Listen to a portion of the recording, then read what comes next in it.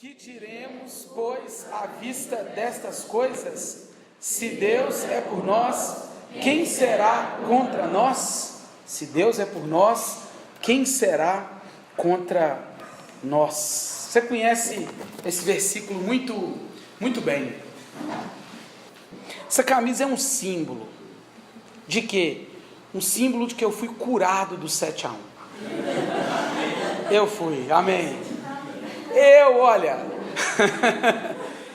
depois do 7-1, aquele golpe duro, aquele fatídico 2014, eu fiquei revoltado.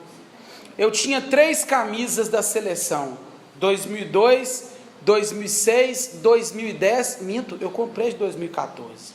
A de 2002, que eu sempre usava, o André levou para Guiné-Bissau, dei de presente para ele.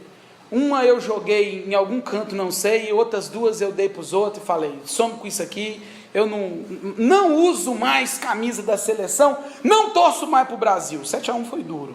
E não assisti jogo em eliminatória. O primeiro jogo do Brasil que eu fui assistir depois do 7-1 foi o ano passado, o último jogo das eliminatórias, que eu assisti também porque a Argentina correu o risco de ser eliminada. Então eu falei, vou assistir esse jogo, estava com uns amigos lá em Anchieta, falei, vamos assisti um jogo inteiro. Eu não sofri Copa América e falei, não torço para o Brasil. Alguns dias atrás, eu acho que o Dudu estava lá em casa, o Emerson também, eu falei assim, não torço. Mas aí domingo passado, gente, eu acordei e já acordei assim, tem ninguém falando desse Brasil não, ninguém está nem indo para essa Copa não, e aquela movimentação na rua, e as camisas amarelinhas, e os meninos vestidinhos, e eu falei assim, não vou torcer nada não, bobo, isso é perda de tempo, tá com nada. Falei, não vou. Na hora do hino eu fiquei curado, né? Começou a tocar o hino, Copa do Mundo. A gente gosta de futebol, o problema é esse, a gente não podia gostar, a gente tinha que ser igual esses seres superiores, sabe? Tipo assim, Copa, sei não vi, não sei do que se trata. Tem gente, tem gente que não tá nem aí, né? Tem, por exemplo, gente que eu conheço, não vou falar quem, o jogo rolando, cadê a Maísa? Ela tá dormindo, né? Não veio não, dormiu, acordou, né? Ela veste uma blusa do Cruzeiro, porque ela acha que é final da Libertadores, e tal. Não, tem gente que não gosta, é feliz. Agora, a gente que gosta de futebol, na hora do hino, eu falei assim, não vou torcer não. Nós tomamos um tapa na cara e a gente não está acostumado a perder no futebol. Concorda comigo ou não? Nós gostamos só de ganhar. E ganhar sempre. E no futebol existe uma discussão, e suporta que a minha introdução futebolística, igual a minha introdução etílica semana passada. Suporta, você vai entender onde eu quero chegar. Existe uma discussão no futebol sobre jogar bem ou sobre ganhar. Qual seleção foi melhor? A de 82, que jogou um lindo futebol, ou a de 94, com um futebol pragmático, mas vencedor, tetracampeão? Eu lembro do tetra. Não foi nos pênaltis, contra a Itália. Aquela época que a gente não tinha tomado de 7-1 ainda, sabe? Aquela época, gente, foi lindo. No final das contas, podem falar de toda a magia da seleção de 82. Aquela seleção jogava bonito. Eu tive o privilégio de assistir na TV Cultura todos os jogos da seleção de 82. E na verdade era uma harmonia fina. Mas o negócio é ganhar. Concorda comigo? O negócio é vencer, só. O espírito do esporte implica valores muito mais altos do que só ganhar e perder. Mas existe uma propaganda que talvez traduza um pouco sobre o que eu quero falar hoje. A propaganda diz assim, ela mostra um camarada ganhando uma prova, mas voltando para carregar um amigo manco. Aí ela mostra o cara como vencedor, mas o cara que carrega o amigo nas costas, ele é chamado de quê? Campeão. Existe uma diferença entre ser campeão como a Inglaterra foi em 66, dizem que num gol muito polêmico. É diferente ganhar, é diferente ter vantagem, é diferente ser até campeão, mas vencer, no real sentido da palavra, é muito diferente de tudo o que a gente supõe. Tem gente que ganha mediante fraude. Nas Olimpíadas eu fiz aqui uma introdução falando do Ben Johnson, quem lembra? Um canadense que ganhou a prova, que venceu a prova dos 100 metros rasos, dopado. E tantos outros atletas, como o ciclista lá, o Armstrong, que dopado conseguiu, eu acho que ser heptacampeão daquela volta na França. Enfim, há um valor no que diz respeito a vencer, sabe? E quando a gente traz isso para a Copa do Mundo, traz isso para a narrativa que está aí, traz isso para essa conversa sobre seleção brasileira, sobre o hexacampeonato, sobre ser 6 vezes campeão, a gente percebe que a vitória é importante. Nós queremos ganhar, o Brasil quer ganhar, a gente quer o hexa, mas existe uma vitória muito maior do que o hexa. E eu não estou sendo reducionista, não estou querendo reduzir, eu estou querendo chamar a sua atenção para entender que o que se entende como vitória, muitas vezes o que para nós parece ou pode ser traduzido como uma vitória, é uma coisa efêmera, fugaz, passageira. Daqui um mês, ninguém está nem falando disso mais. Os noticiários voltarão a transmitir aquelas informações intermináveis sobre corrupção. A vida voltará ao normal e essa efervescência acabará, porque no final das contas, até da idoneidade, da legitimidade da Copa do Mundo nós suspeitamos hoje. A gente suspeita, a gente fica com medo, acha que é comprado, roubado e tudo mais, o que mostra pra gente que até esta vitória, entre aspas, ela está sob suspeição. Existe uma que não está. A Bíblia está cheia de metáforas esportivas. Tem o texto que fala que ninguém é coroado se não lutar o quê? Lembra? Paulo falando a Timóteo, ninguém é coroado se não lutar conforme as regras, segundo as normas. Paulo falando a Timóteo na sua segunda carta, no capítulo 2. Existe o texto de Hebreus, capítulo 12, visto que temos a rodear-nos de tão grande nuvem de testemunhas, o que ele diz? Corramos com perseverança a carreira que nos está proposta. Quando fala rodear-nos de tão grande nuvem de testemunhas, ele está pensando num estádio lotado. E está dizendo, nós estamos correndo para uma grande plateia, já que essa plateia está nos olhando, corramos com perseverança a carreira que nos está proposta. Existe uma outra metáfora, quando Paulo fala aos coríntios que esmurra o quê? O próprio corpo, para que ele mesmo não venha a ser o quê? Desqualificado, neguinho. E tem uma outra metáfora que Paulo também fala a Timóteo, na sua segunda carta, no capítulo 2, quando ele diz assim, o que aprendeste de mim, isso também transmite a homens fiéis e idôneos, para que esse instrua outros. Sabe que metáfora que Paulo está usando aqui? A metáfora da corrida de revezamento. Antigamente as corridas de revezamento não eram feitas num estádio onde o ponto onde a pessoa saía era o mesmo que ela chegava, não.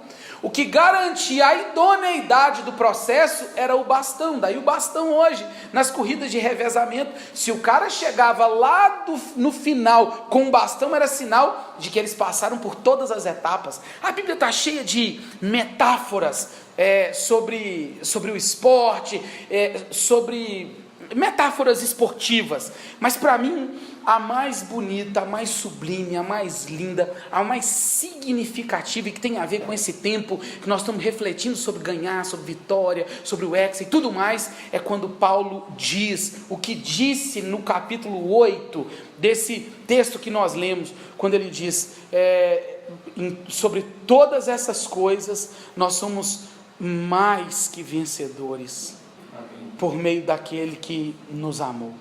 Paulo nos chama de mais que vencedores. Esse texto fala de uma vitória muito maior que qualquer uma que você possa empreender na sua vida. A gente reduziu isso a uma narrativa verde e amarela que tá se ouvindo aí hoje, e não tem problema. Mas muita gente pensa em vitória profissional, muita gente pensa em vitória na vida particular, afetiva. Se eu perguntasse a você, o que constitui uma vitória profunda na sua vida, o que você entenderia como algo assim, olha, essa é a maior vitória da minha vida, o que você diria? Vencer um câncer? Conseguir formar com muita dificuldade? Nós ficamos impressionados com as histórias de superação, por quê? Porque elas implicam vitória sobre as adversidades. A narrativa da vitória nos chama a atenção. Só que quando nós pensamos em vitória, em ser vencedor mesmo, nós precisamos pensar no alto padrão estabelecido pela Escritura, apontando um caminho de vitória que às vezes nós não pensamos que existe, e que é na verdade muito mais do que uma vitória, muito mais do que uma vitória no campo pessoal, muito mais do que uma vitória no campo particular, no campo prático da vida. É uma vitória muito maior do que ser bem sucedido profissionalmente, é uma vitória muito maior do que ter um bom casamento. Sabe-se lá o que é bom casamento, né? Tem gente que fala que é bom, vive de aparência, tem gente que fala que é bom, mas não vive a perspectiva bíblica. Tem um bom casamento, eu tenho bons filhos, criei os meus filhos, eu tenho muito dinheiro, eu tenho fama, eu tenho isso. O que é ser vencedor de verdade? Paulo deixa isso de lado um pouquinho e fala assim, olha, eu vou ensinar para vocês e mostrar para vocês o que é ser, o quê? Mais que vencedores. Mais que vencedores. A expressão que Paulo usa na língua original em que ele escreveu dá uma ideia de hipervencedores. É muito vencedor mesmo. Não é qualquer coisa que possa ser experimentada nessa vida prática, não. Paulo está falando de um valor muito maior desses corriqueiros que nós estamos acostumados tantas vezes e que morremos por eles. A carta aos Romanos, ela certamente é a obra-prima do Novo Testamento. E Paulo, quando escreve aos Romanos, está falando assim, olha, eu vou mostrar para vocês o que Deus planejou, qual que é a história dele. E em um momento dessa carta, Paulo nos pinça ali e fala assim, os mais que vencedores estão aqui. Essa carta é tão importante para a igreja e para a história da igreja. Não sei se você sabe, Santo Agostinho lá, teve a sua experiência de conversão lendo Romanos capítulo 13. Lutero teve a sua experiência de conversão lendo Romanos capítulo 1.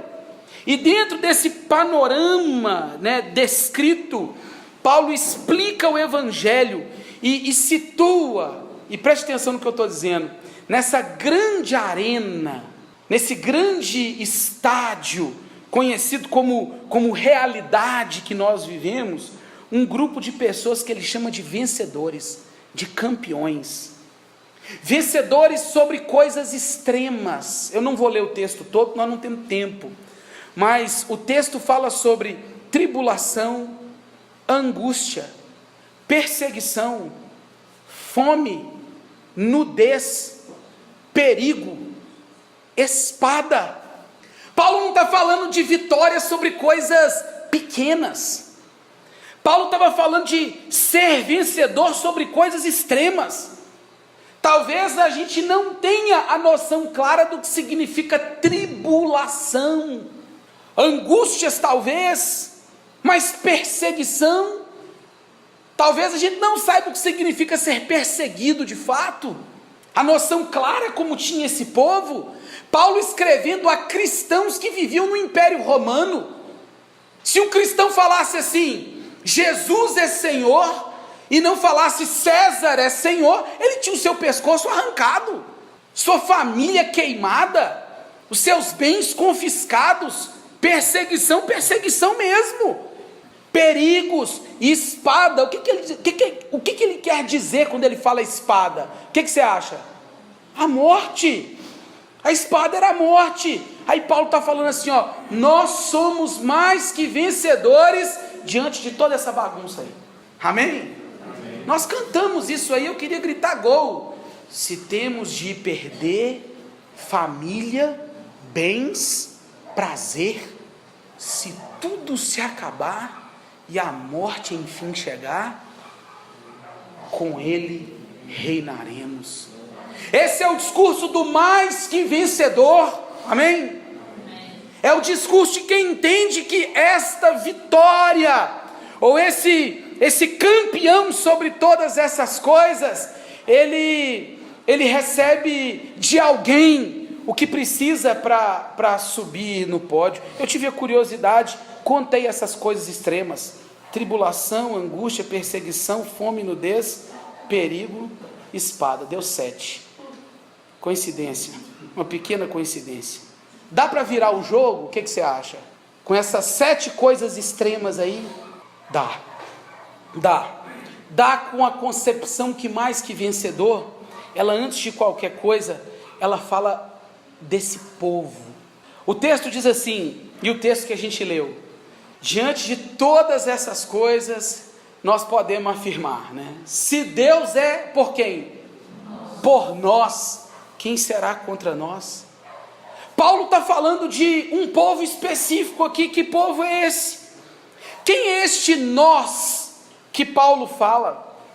Para ser mais que vencedor, você precisa entender que povo é esse.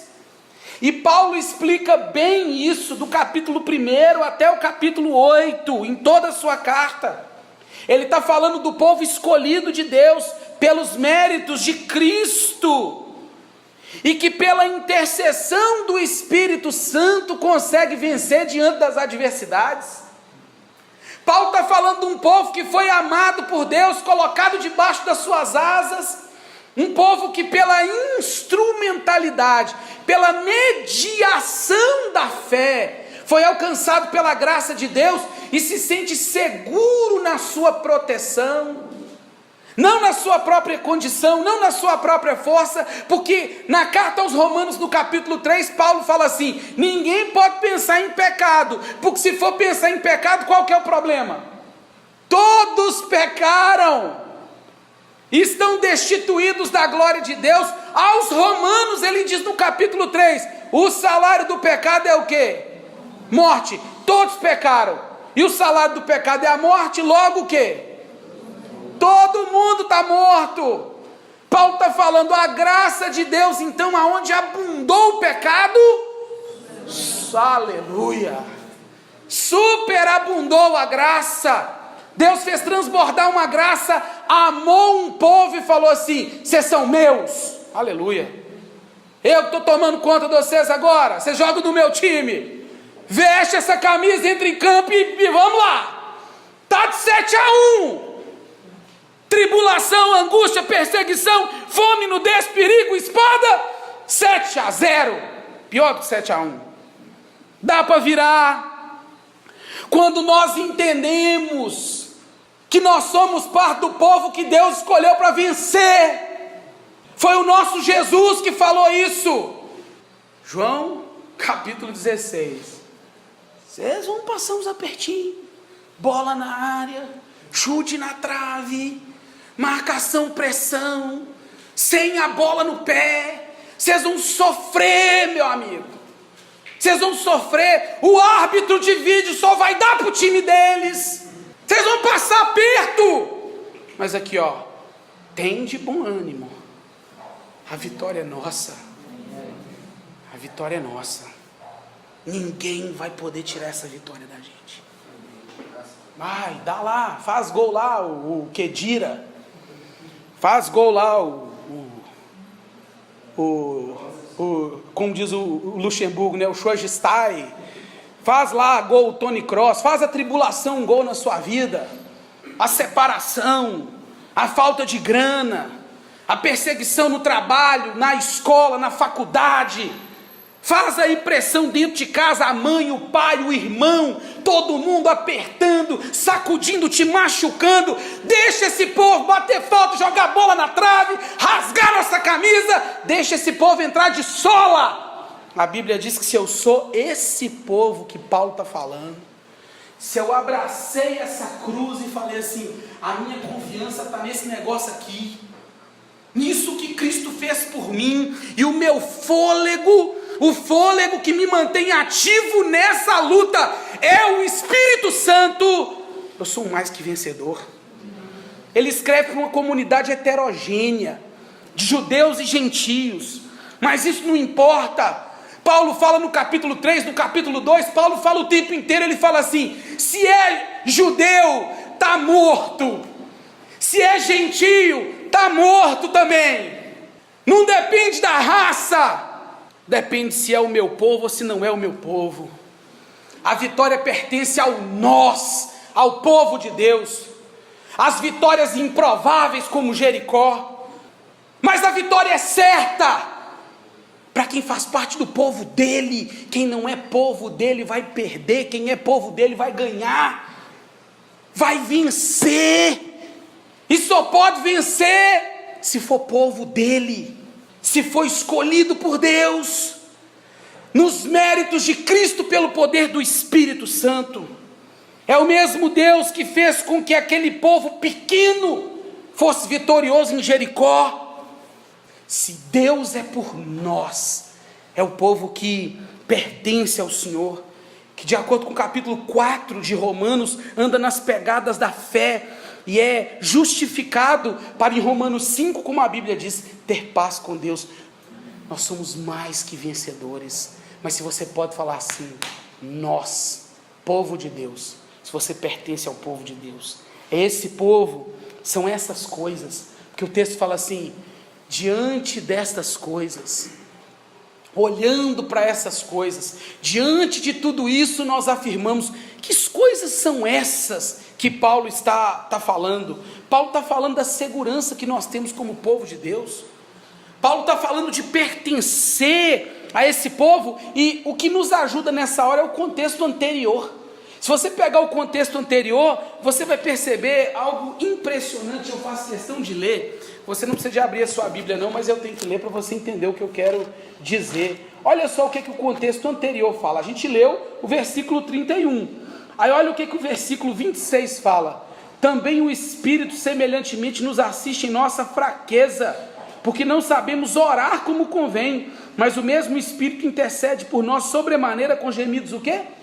Inexprimíveis. E aquele que sonda os corações sabe qual é a mente do Espírito, porque segundo a vontade de Deus é que ele intercede pelos santos. Sabemos que todas as coisas cooperam para o bem daqueles que amam a Deus, aleluia, daqueles que são chamados segundo o seu propósito, porquanto aos que antemão conheceu, também os predestinou para serem conformes à imagem de seu Filho, a fim de que ele seja o primogênito entre muitos irmãos. E aos que predestinou, a esses também chamou. Os que chamou também justificou. Os que justificou, esses ele colocou no pódio. Ele glorificou. Ele deu a medalha, ele deu a coroa e falou assim, campeão, ponto final. Sabe quais são as coisas que Paulo está falando? As coisas são essas. Traduzindo, Paulo está falando assim, fica tranquilo, nesse jogo vocês vão apanhar, vão tomar muita chuteirada, trava de alumínio na canela, vai sangrar, rasgar a camisa, mas fica tranquilo, Deus mandou para nós alguém que vai pôr a bola debaixo do braço, na hora da nossa fraqueza, e falar assim, aquietai-vos e sabei que eu sou Deus. Amém. É na hora, Léo, da nossa fraqueza que o Espírito Santo aparece e fala assim, fica de boa aí, suave. Não falta isso no time? Não faltou para nós em 2014, no 7-1? Cadê o cara que ia chegar, colocar a bola debaixo do braço e falar assim, estou no comando, meu filho, sossega, relaxa, vamos virar esse jogo. Falta um jogador assim na hora do jogo? Claro que falta. E Paulo está falando assim, olha para essas coisas e tenha segurança. O Espírito Santo coloca a bola debaixo do braço e fala assim, você está fraco? Deixa eu te dar um ânimo aqui, ó. Bora, vamos lá. Aí eu vou desistir. Nunca falou isso na vida, não? Na hora da fraqueza, o Espírito Santo, Cátia, aparece, coloca a bola debaixo do braço e fala assim, eu vou dar uma força para vocês. Eu vou dar uma ajuda, Filipinho. Tá pesado? Tá difícil, né? Tocar a bola, não estou aguentando mais. O Espírito Santo dá aquele pruma aí, rapaz, vamos continuar. O Espírito Santo nos assiste nas nossas fraquezas. Na hora da luta, nós estamos precisando de alguém que põe a bola debaixo do braço. Outra coisa, por que é bom jogar no time de Deus? Presta atenção comigo aqui. A tática do nosso Deus, o esquema dele é infalível. A Bíblia diz que todas as coisas, o quê? Cooperam para o quê? Para o bem daqueles que amam a Deus. Você está dentro de um esquema tático que não vai falhar. Tem hora que você vai falar assim: Senhor, por que o Senhor subiu com o lateral? Hoje, por exemplo, até hoje eu não consegui digerir uma perda recente que nós tivemos lá na primeira igreja. Hoje eu tirei um cochilo à tarde e sonhei com uma pessoa que trabalhava comigo lá na primeira igreja. Tem uma situação curiosa, que ela estava aconselhando alguns adolescentes, que ela também era uma psicóloga, né? E ela faleceu há poucos dias, deve ter o quê? Um mês talvez que a Aida faleceu. E era uma parceira mesmo, de coração. E eu e a Raquel conversando hoje, depois que eu acordei, eu sonhei com ela essa noite, essa tarde, dei uma cochilada à tarde, sonhei. E aí eu ficava pensando assim, eu acordei pensando assim: Deus, que coisa, né? Deus pega um lateral e fala assim: vou subir com você agora. Subiu nossa lateral, nossa trabalhadora aqui, ó. E eu falei: e agora, Senhor? Aí terça-feira eu estava na reunião da UPA. Aí um dos adolescentes que caminhava com ela, né? E ela sempre me deixava, a gente não entende, né? Porque que no sábado anterior do falecimento dela, ela veio aqui na igreja, e ali naquele cantinho ali, ó, a igreja reformando, pintando, ela virou para mim e falou assim: reverendo, preciso te contar uma coisa com urgência. Eu falei: o quê? Eu estou aconselhando um rapaz, e me explicou todos os detalhes. E falou assim: preciso de oração e de algumas orientações. Dei a ela algumas orientações. E falei com ela assim: vai lá. Qualquer coisa você me aciona aqui. Porque o nosso trato era: um psicólogo vai aonde um pastor não vai. E um pastor vai aonde um psicólogo não vai.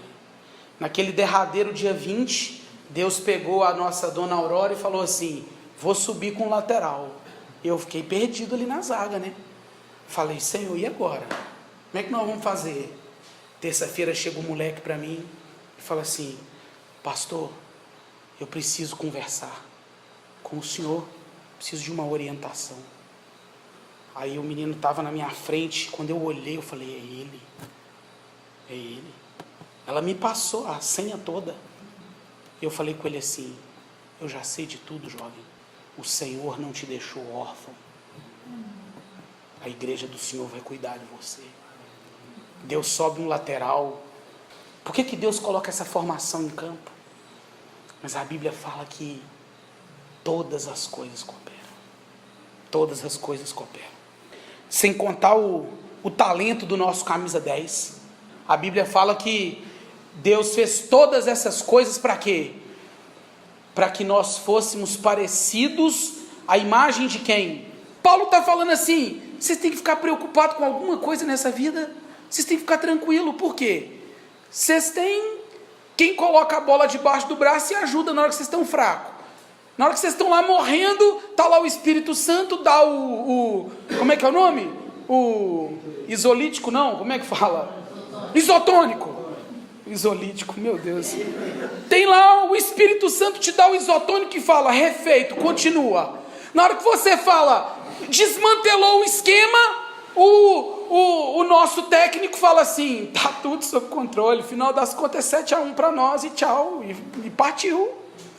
E aí por fim, na hora que a gente está perdidão em campo, tá lá o nosso camisa 10, o Senhor Jesus, domina a bola como ninguém, aquele canhotão de estilo, capitão, camisa para dentro do calção, chuteira preta, cabelo cortado na barbearia, hein? Jesus, você com a mesma camisa do Senhor Jesus, rapaz. E a Bíblia fala que é Ele que faz o time jogar, sabe? Tipo o Ronaldinho Gaúcho com o Galo na Libertadores.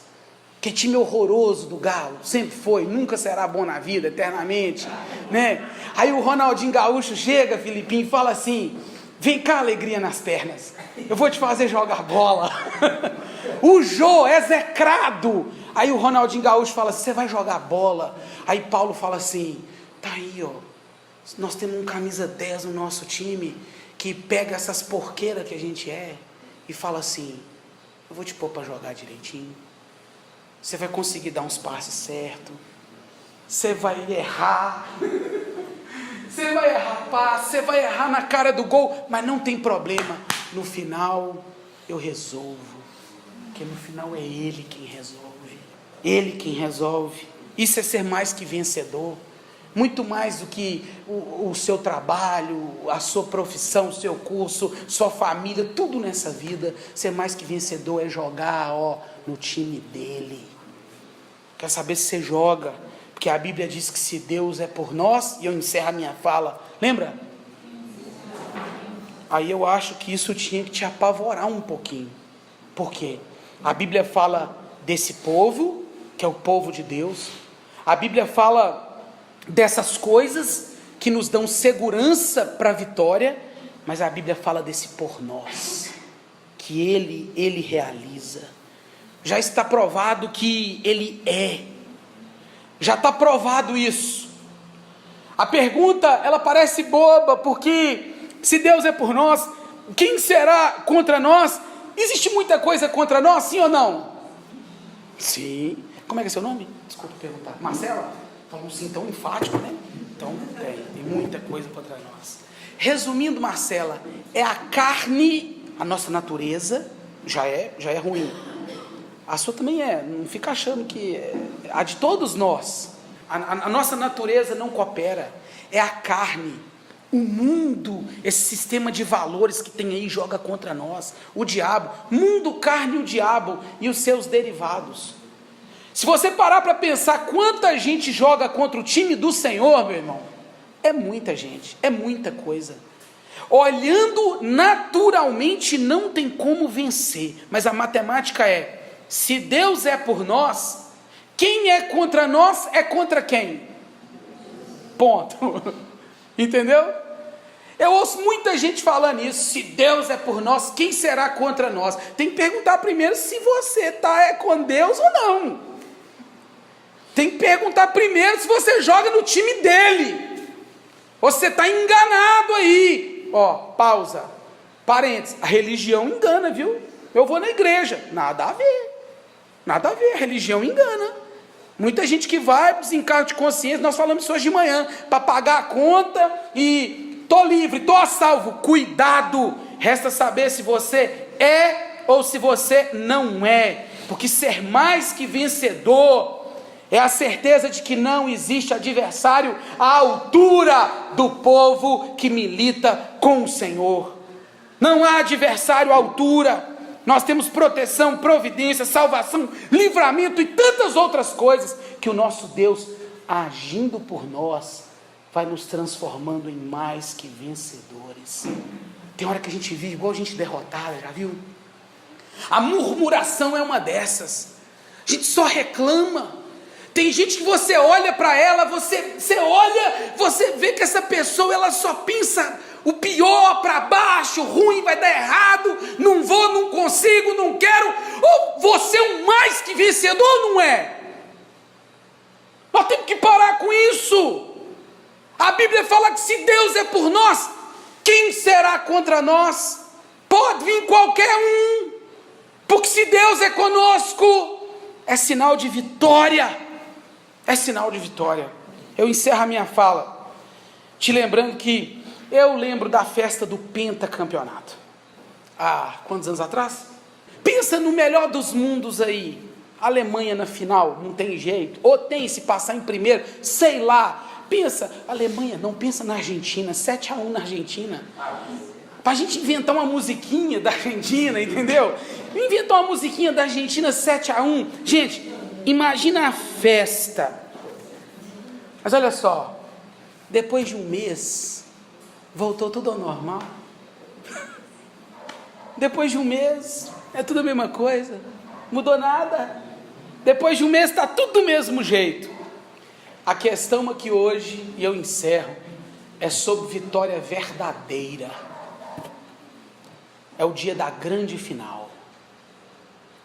No dia que o grande juiz de todo o universo apitar e apontar para o centro do universo. Falar assim, agora acabou. Aí só uma pergunta vai sobrar para nós. Você vai participar da festa? Sim ou não? É só pensar assim no dia final, no dia da verdadeira vitória, a vitória final. Você vai estar jogando no time que vence, você vai estar jogando no time que perdeu eternamente. A Bíblia diz que nós somos mais que vencedores por meio de quem? Daquele que nos amou, Jesus. Você só pode jogar no time de Deus, você só é mais que vencedor. Você só pode dizer, se Deus é por nós, quem será contra nós? Se você joga no time dele por meio de Jesus. Não é pelas suas obras, não é a igreja que você frequenta, não é o quanto você se diz cristão, não é o quanto você se diz religioso, não é o quanto você se diz espiritual, é o quanto você crê em Cristo Jesus para a salvação. É o quanto você entregou sua vida a Ele e disse, Senhor, eu entrego a minha vida ao Senhor e agora eu quero jogar no teu time, Senhor. É só isso que vai interessar no dia final. Isso só é possível por meio de Jesus Cristo. Desiste das suas obras, desiste do seu passe, do seu chute, do seu cabeceio, desiste das suas potencialidades. Hoje você tem que jogar no time que vence, e o time que vence se chama Jesus Cristo de Nazaré, o único caminho, a verdade e a vida. É o único que pode consertar essa vida torta sua, é o único que pode ajustar esse seu uniforme todo sujo e manchado e te dar um uniforme branco, lavado no sangue dele, para que no dia final você seja contado como alguém que joga no time dele, não alguém que joga no time adversário. Amém.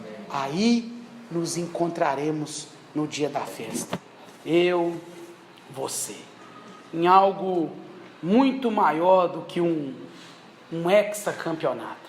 Vai passar. Grande coisa. Hoje nós precisamos saber o quanto nós somos mais